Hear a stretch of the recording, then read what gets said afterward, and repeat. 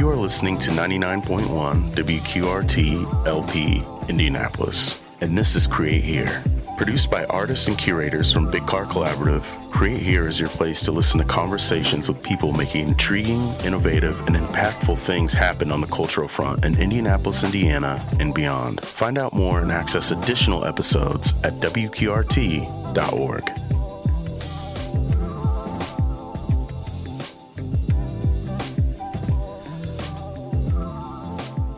Hello, you're listening to 99.1 WQRT LPFM. My name is Shauta Marsh, and I'm co-founder of Big Car and director of programs and exhibitions at Tube Factory Artspace. And you're listening to a new episode of Create Here. Today, I'm joined by artist Julie Xiao.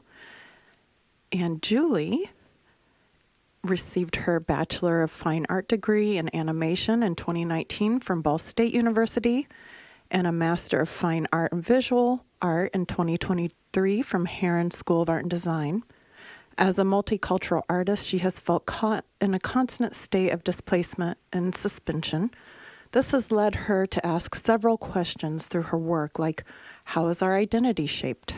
How do we embrace and accept the different fragments that contribute to our sense of home as it relates to our identity? Much of her research centers around how art can be a vehicle to explore our fragmented histories and contemplate where we come from, as well as where we are heading in an ever-changing and uncertain world. Through various visual elements, she explores the ways in which our sense of self is shaped by factors such as society, culture, and history. She works in multiple mediums: digital, oil, acrylic, watercolor, and gouache, but is best known for her use of ink on expansive paper scrolls that pay homage to the rich tradition of Chinese ink painting. Her work is in the Eskenazi Health Public Art Collection and various murals she has painted, such as Chilled Water Cycle for City of Carmel and Scottsburg, can be found throughout Indiana. Julie has an exhibit with us called A Journey. Julie, thank you so much for joining us today. And let's start with your own journey. Sure. So, tell us where you grew up and how you came to become an artist. Yeah, so I guess I was born in New York, and then my parents worked a lot, so they kind of sent me to live with my grandparents back in China until I was about 5, and then I came to the U.S., and at that point they moved to Evansville, Indiana, because my dad's brother had a restaurant and he needed some help, so they moved there to help him, and then they ended up taking over that restaurant. And then that was a Chinese restaurant where I grew up in, so I would just play and draw in the back with my sister and stuff like that. So that was the start of my creativity, I guess. And then I always drew little comics when I was little. And then eventually we moved to my dad opened his own restaurant, which is a Japanese one. Because he studied in Japan for a few years when he was younger to learn like sushi and things like that. So, and then we just stayed with this restaurant, and I grew up in Evansville, went to, K-12 there, and then eventually moved to like Ball State and stuff like that for animation. When did you first decide that was going to be your career path? Were you in high school at that point?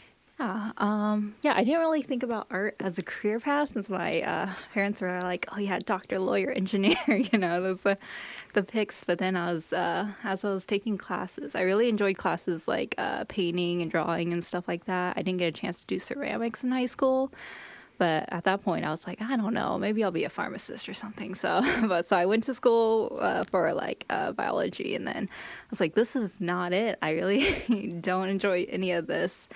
And so I somehow convinced my dad, like, oh, I can do animation, or so.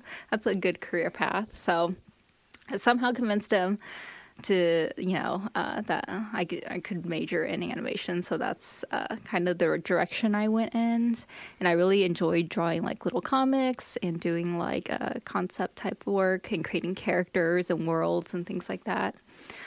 So that's what I went for 4 years. And then I graduated and kind of tried to go into that industry. But then that was like COVID times when I graduated too. So, and then that was a little difficult. I moved and then I moved back and kind of decided, I want to develop my portfolio a little more and then work on my voice and my practice a little more too. So I decided to apply for grad school, and that's how I ended up in the Heron School of Art. And I started like creating these giant scrolls and kind of like thinking back about like my heritage, my culture, things I've experienced in life, and that journey this character is going like partaking in, and things like that all reflect in that body of work.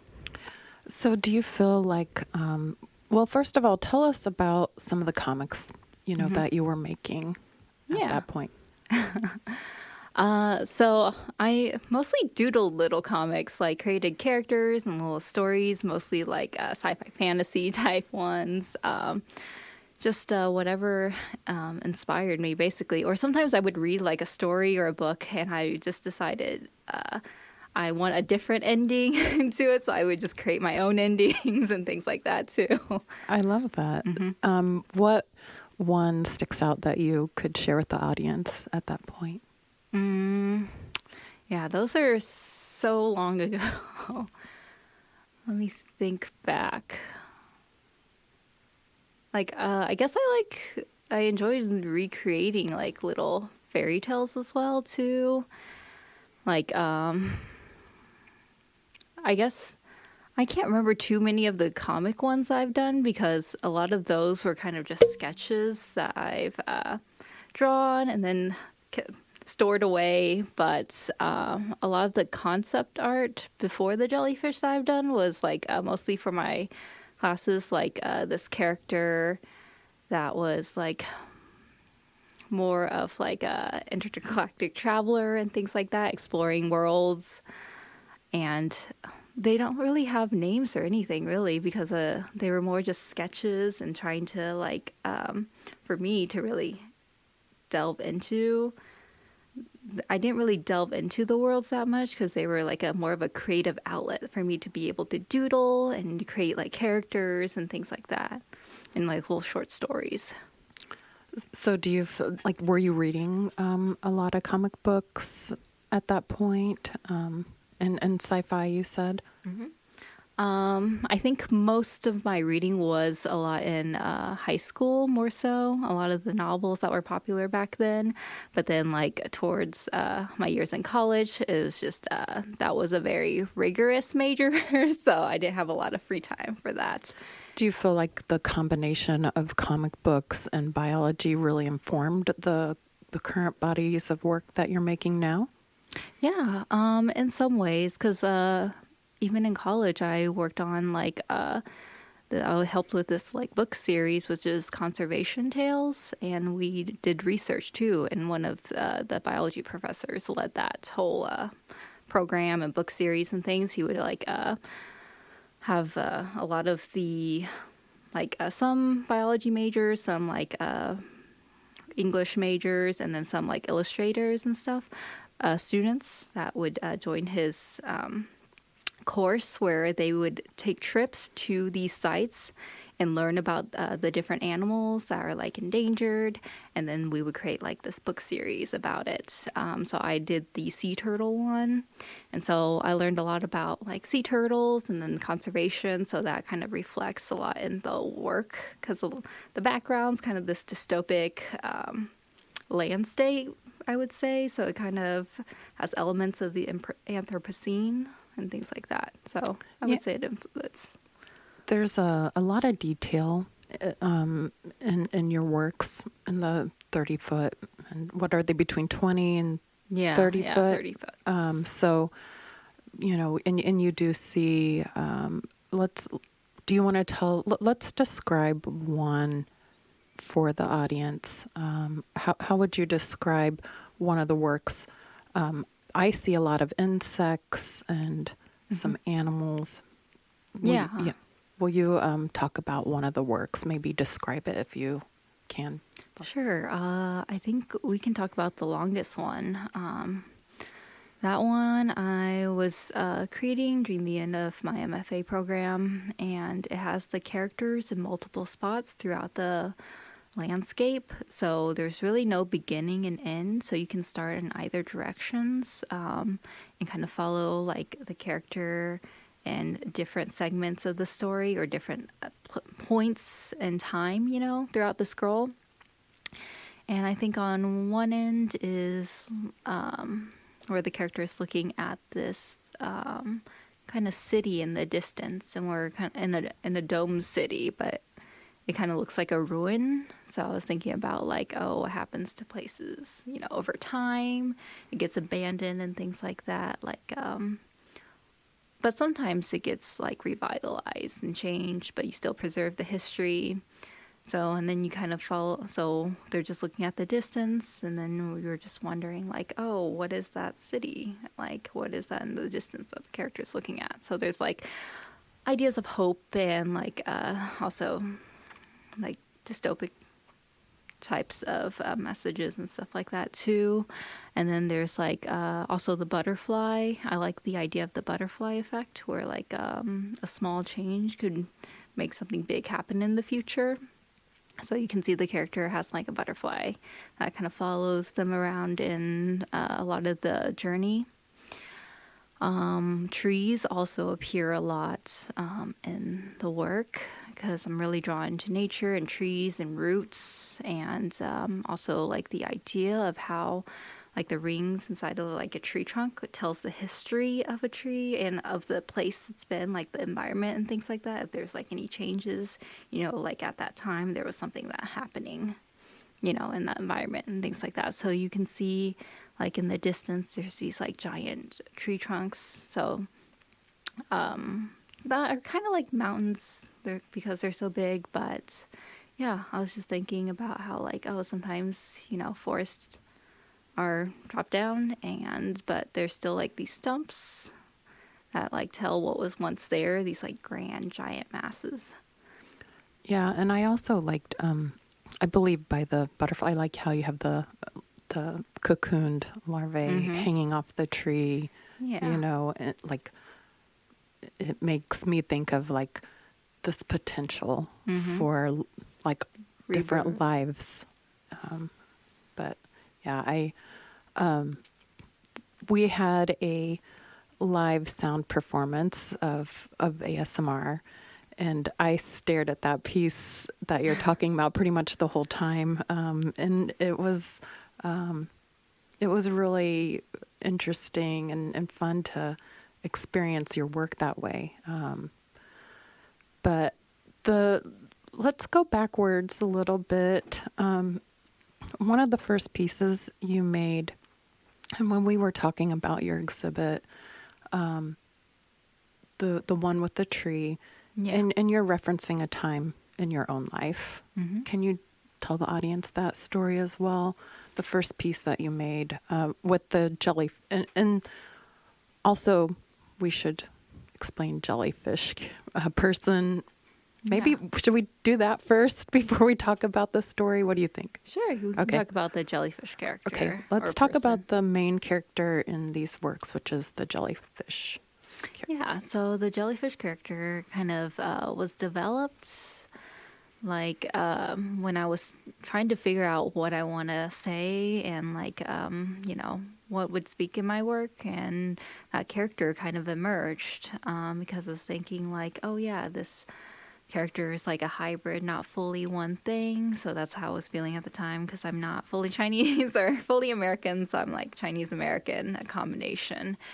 And also jellyfish were just like really mesmerizing like creatures. So, and they kind of adapt to different environments easily, and since they're mostly composed of water, so that's why I kind of mesh the two. It's a hybridized kind of character. So the character is half jellyfish, half human. The head is jellyfish, while the rest of the character is human.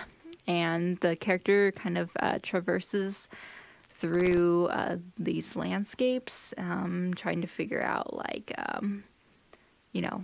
different life things and questions, trying to figure things out, kind of like I am through life.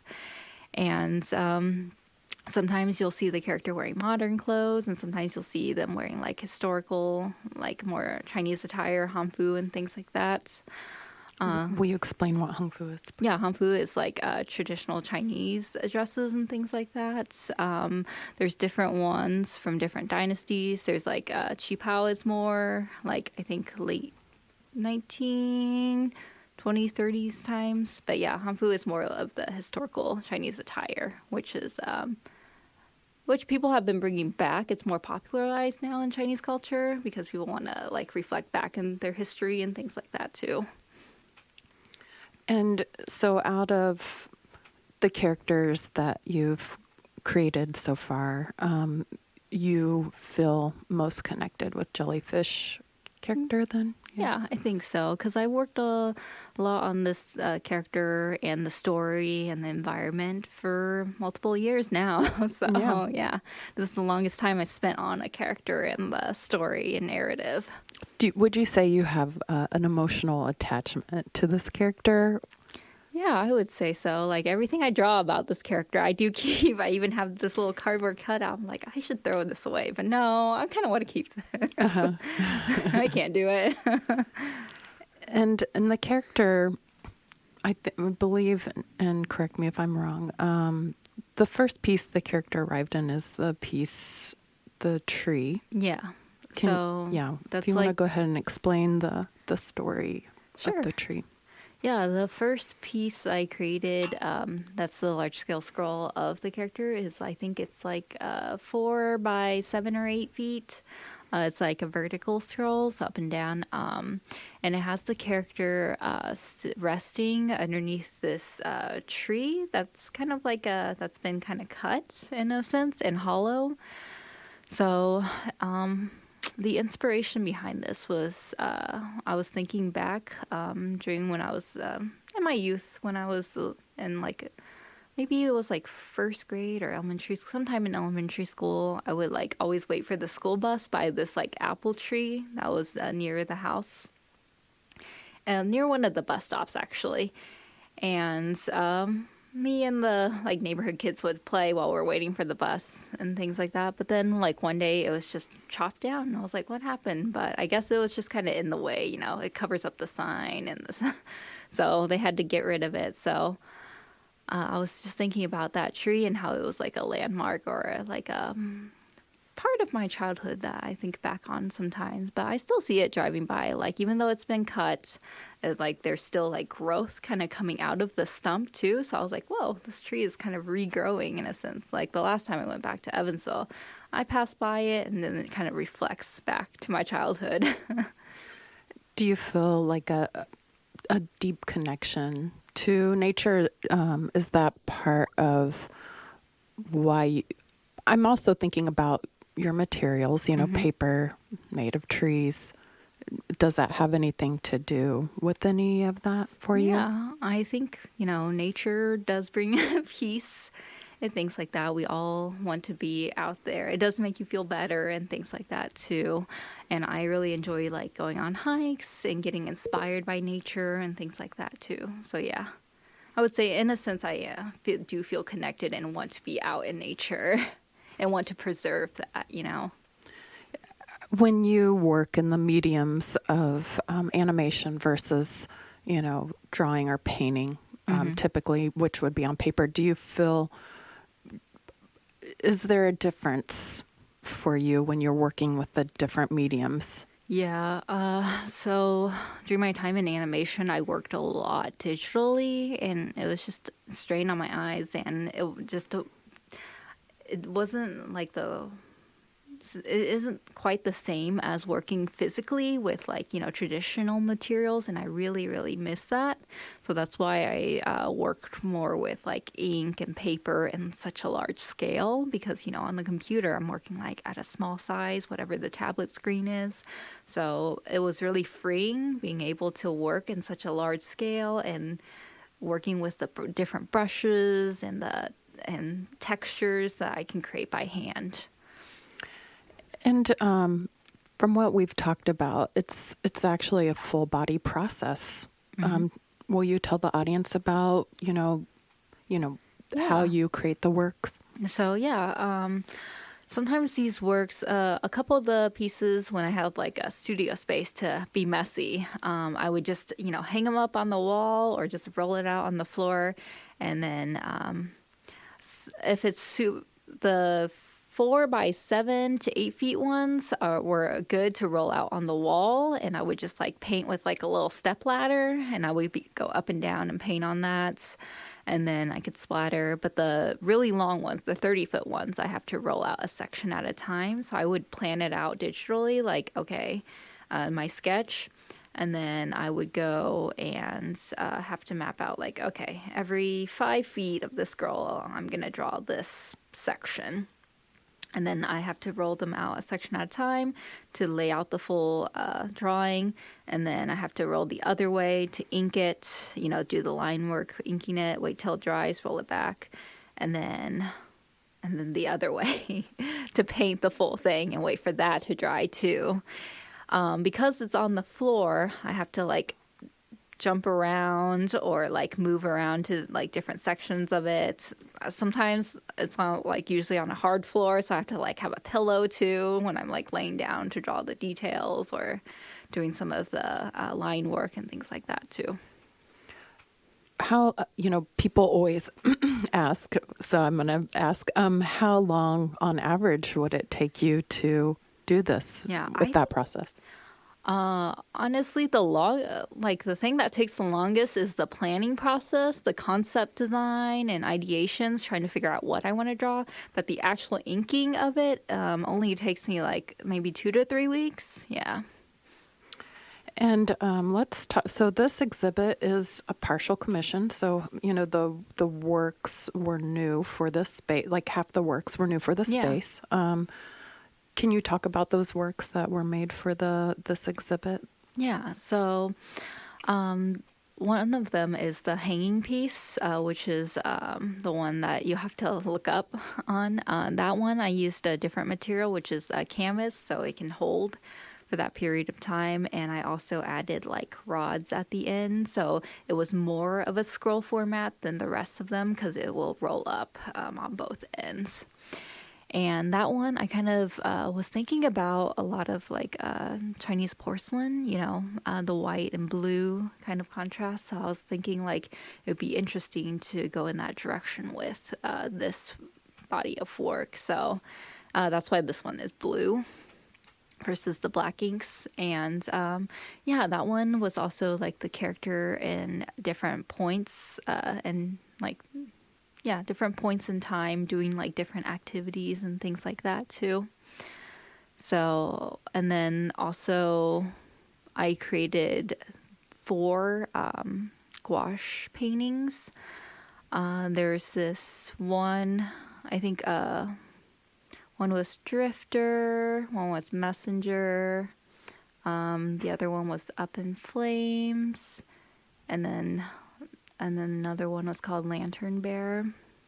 And they're all like of the character doing different things and in different environments too. I was kind of wanting to explore more with color. And also I was inspired a lot more with like, you can see it in the other ink scrolls too, but like a Japanese print, but like more in color, that flat color matte look was kind of what I went for in these 4 pieces. But yeah, I think Up in Flames was one I created where like I was thinking about like sometimes the world and everything can be a little bit overwhelming, and you just get engulfed in chaos. So that's why I created that piece. It was like at that point in time when everything feels a little bit overwhelming and things like that. So yeah, I created that piece for that based on that emotion. But it was also inspired like the the look of it was inspired by a lot of Chinese, traditional Chinese like headdresses and stuff like that, like jewelry and things like that. Even the colors and the like the small pearl and beadings and things like that in it too. And then let's see, the other one. I'll talk about the other one, which is Drifter. It's this character kind of on this anemone / like chrysanthemum like, boat, kind of drifting along this turbulent water, and kind of figuring out and navigating the water and trying to find their place, or trying to, get their bearings in a sense too.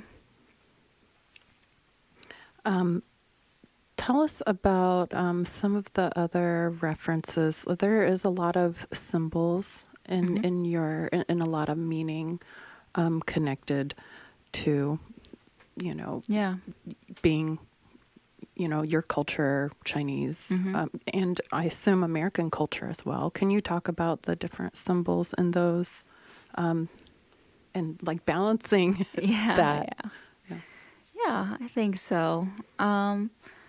I guess since it's like my character and my like my own story and environment, I can kind of create like that world is inspired by like a combination of both. I think the symbolism is more inspired by like Chinese superstition and like beliefs and stuff like that, and then the environment is more inspired by like American culture or like media and things like that too, like stories or sci-fi things like that. Some of the like symbolisms, like the kind of like the spirits that are spread throughout the forest, are drawn from a lot of like superstition that I kind of grew up with, where like, ancestors and like their spirits kind of there to guide you in life.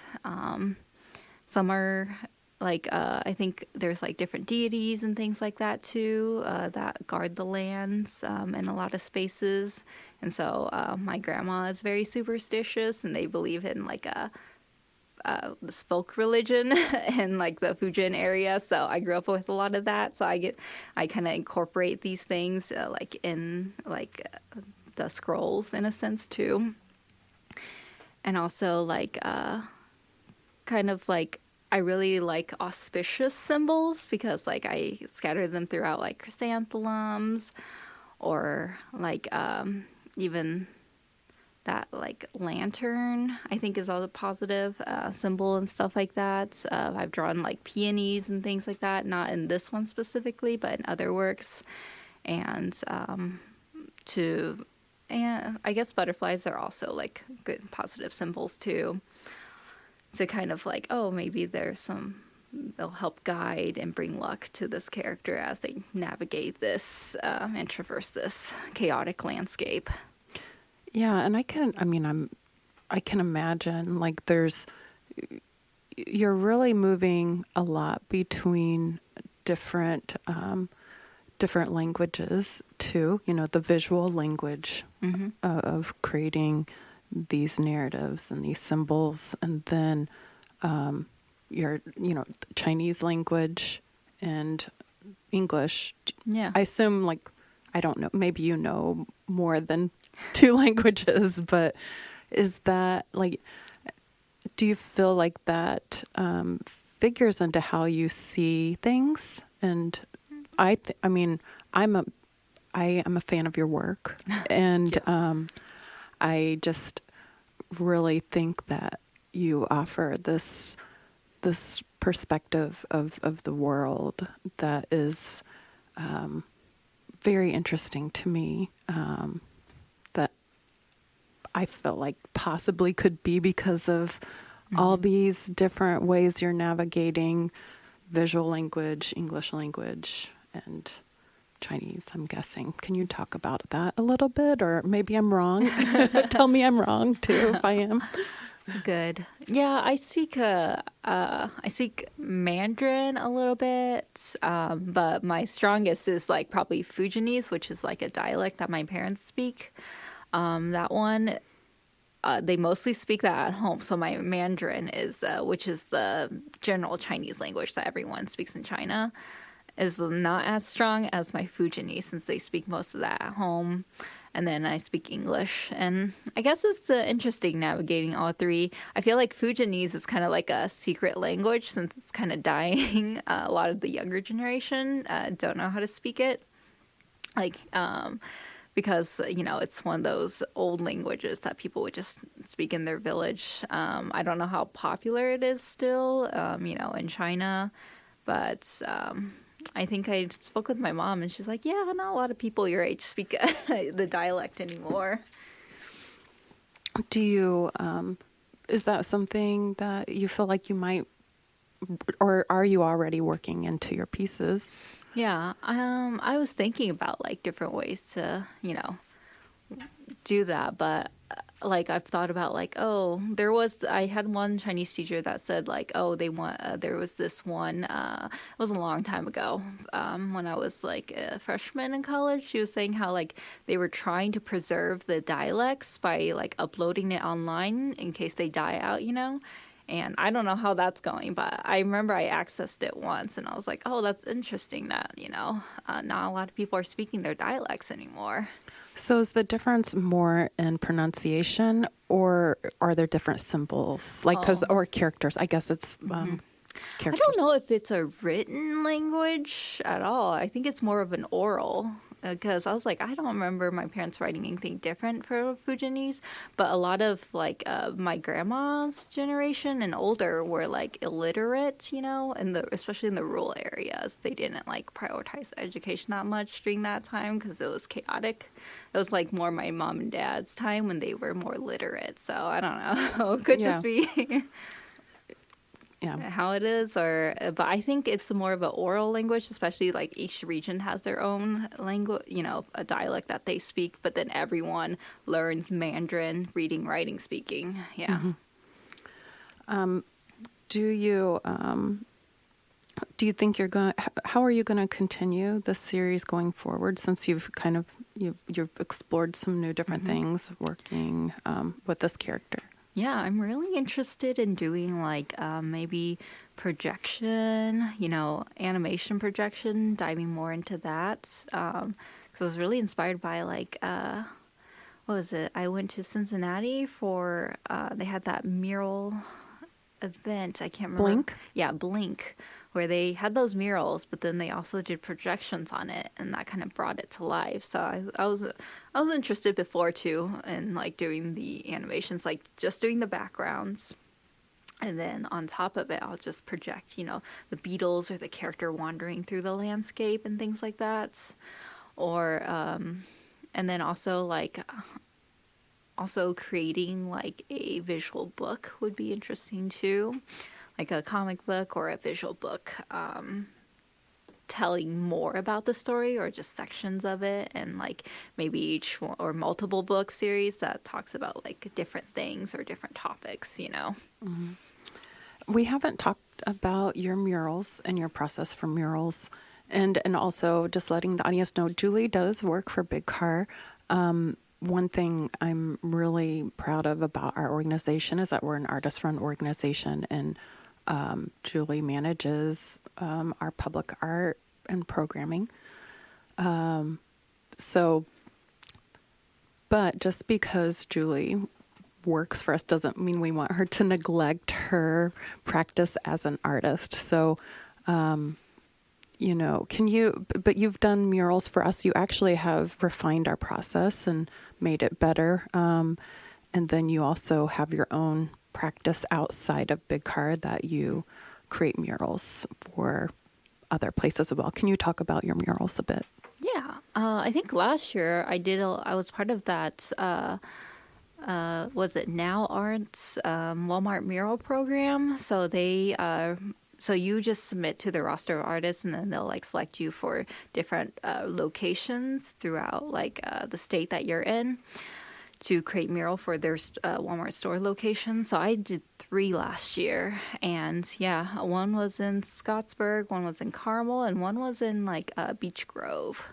So those locations, and yeah, they do all the research, and then they would go back to me, research from the community and things like that about like what they would like included in the murals, what highlights the city, and things like that.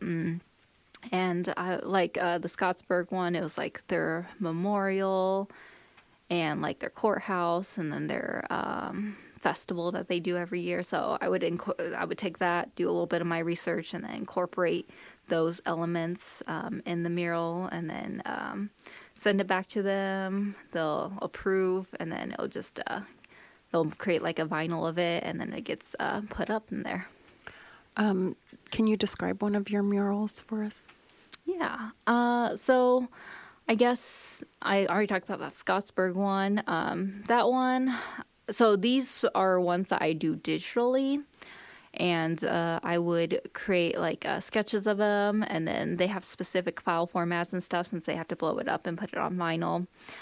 One of them, like I said earlier, Scottsburg. That one I kind of did the farmland in the background, and then I would do these like 3 rings. Each ring will like have different scenes in them that represents the city. The first ring will has like these 2 people kind of they're just like a dad and a son kind of fishing and things like that, talking about like the interests of people in that area or region. And then in the center I have the courthouse, I believe, or the state house, but yeah, one of those. And that one was where they gathered to do, I think, their festival. I can't remember what it was called, like Mayberry Festival, but one of the big ones. So that's why it was included in the center. And another one was their war memorial. So those were the elements in that one. And then the one I did for Carmel, it has like the Performing Arts Center in the center, and then I had someone create like a character on the side that was like playing music and things like that, because art and culture and performing arts and things like that seems really important in Carmel. And then I think I also included a little bit about like the arts district and things like that. And they're really known for their roundabouts was also one of the things included. I was like, that makes a lot of sense. So there are roundabouts and stuff included in it. Mm-hmm. And another thing on the campus in Terry Sisson Park, you have a permanent mural on the Chicken Chapel of Love. Yeah. And people, you have a hoodie of it too. Mm-hmm. Can you tell people about Fire Mother? Yeah. So we wanted to have like a female figure kind of representing the divine feminine, and also the fire element, because we wanted that on the outside. So I was thinking about like this female figure with like maybe this fire phoenix or bird, because this is the Chicken Chapel of Love. So I was like, okay, so what if we did like a fire phoenix, and then I had like these kind of fire elements throughout, like flames kind of scattered throughout. And I wanted it to be like very vibrant and bright, that would catch your eye as soon as you walked up to it, or even from the distance. The background is this bright blue, kind of matching the sky, but also like, the hottest fire is usually like that bluish color too. Yeah, and I really love it. It's east facing too, mm-hmm. So the sun rises on it every day. Yeah, very excited about Fire Mother mural. Did you have something? I was going to say, also the hoodies are that bright blue, and then it has like the Fire Mother image on the back with like Chicken Chapel Love in the front. So those are super cool. Yeah, and those are limited edition and made by Cathead Press. So they turned out fabulous. Mm-hmm. And okay, where do you think? What do you want to? Are there any works where you're like, I don't ever want to sell this. I want this in my life for, like where you're too attached to them. Now, we don't have sales because we're a museum, but, people can purchase your work if they go directly to you. Can you, are there any works where you're too attached to them to part with them? Or you'd be like, I need $1 million for that? Yeah, I would say probably the scrolls are not for sale because I created them not for, commodity or money or anything like that. Those are just created to be like an immersive experience for people to kind of experience it. And I want as many people to see them and share that journey as possible. So those would probably be okay, if you're offering $1 million, but I don't know. Those are just mostly created to be put together and, in a space together. And I want to develop it more with more immersive technology, animation or projection and things like that too. Let's talk about, you have a lot going on. You teach at Heron currently, and you work at Big Car full-time managing our public art projects, and then you and I also work together on the programming at Tube. We just did the Lunar New Year, which would not even happen without you. And then how do you balance teaching and the work you do with us and your personal work as a visual artist? Yeah, I think it's just if you love something, you'll make time for it. So I make time for all the things that I want to do.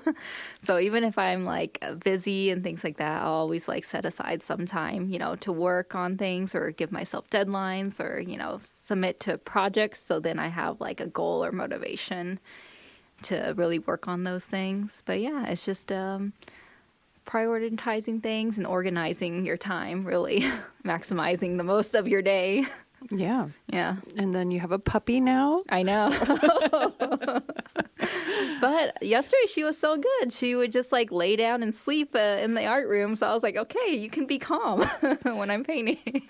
So she was there while you were painting? Yeah, usually she's crazy, but that's just how puppies are. They're like land sharks too. But she was calm in the art room. So I was like, okay, I can paint for a little bit. Do you listen to music or anything? Or what are some of the rituals you do to paint, or is it just whatever? Yeah, I think I feel like my mind just gets bored very easily, so I have to play something in the background. So I usually just do a TV show or anything that pops up in the background, So I usually just run a show in the background for background noise, and then I'll just paint. And then if I need a little break, I turn over, take a look at it, and then go back to my painting. What is a show you have on typically to do this? Yeah, sometimes art or cooking shows, honestly. The last one, it was last couple ones was Blown Away, which is that glass show. And then there was this big flower fight one too, where they created these giant flower sculptures. And then sometimes I just watch reality TV, this House Hunters International, where they go to different places and they have pick houses and things. So just these random shows kind of playing in the background. We had Storytime for All during your exhibit, which ran weekly on Thursdays. I think we got snowed out a couple times, but can you tell the audience a bit of? You have a librarian friend who helped tell the audience a little bit about some of the programs that we had in conjunction with your exhibit. Yeah, a lot of it was, kind of healing and positive programming for that space. We had yoga, I think, with Corey every Sunday. And then we also had sound healing. That was every few weeks, I believe. And that was a really good session because she dims the lights and then has this like it kind of creates a green space right in there because she has these like green lanterns or something that's placed around, and I heard it was really popular. A lot of people came, and so she's really good. And then we also did like story time for all, and that was every week. The books were one book was, I think, a lot of like stories or myths and stuff like that from Chinese culture. And then the other one was like just, what was it called? Like little things or? I think so. Yeah. Just like positive little things, everyday things in life that are good. And then I also gave Aaron another book. It was like Ikigai or something. Like, it was just like the Japanese way of like little, like everything, everyday little things that like, we would think is just normal, but it could be happy in a sense, just little things in life that makes people happy. So yeah, these are just positive readings, and you and Aaron would read like every week and things like that. People enjoy it. Yeah, they did enjoy getting read too, I think.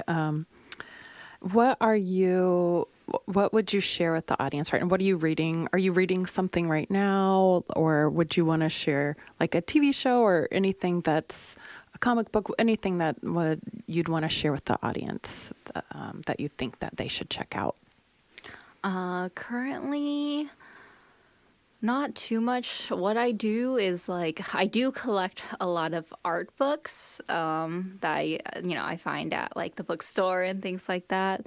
So I really enjoyed those. I'm trying to think what was my last art book I collected. I know I can't remember the name of it, but it was just like I found it at this half price books. It was this watercolor sketchbook where this artist went to, I think, was it New York Chinatown? And she would like sketch all these places and stuff like that. So that was really incredible. So I really like collecting little art books and like seeing how the process, for other artists and things like that too. So I definitely recommend looking up like different art books and checking out like some from your favorite artists and things like that too. And if people want to follow your work, where do they go to follow your work? Yeah, I have a website, Julie Xiao Art.com, or you can find me on Instagram, which is JulieXArt56. And for our audience, just letting you know, you will be able to see Julie's show anytime online. There's going to be a video that will be uploaded to tubefactory.org, and you can see a video from her show there. And is there anything else I haven't asked you that you want to share? No, I think we pretty much covered it. All right. Well, thank you, Julie. And we want to thank the people who made this exhibition possible. The Andy Warhol Foundation for the Visual Arts, Ephraimson Family Fund, Ruth Arts, and the Institute of Museum and Library Sciences. Thank you for joining us today for Create Here with Julie Xiao. And again, you're listening to 99.1 WQRT LP FM. Thank you, Julie. Thank you.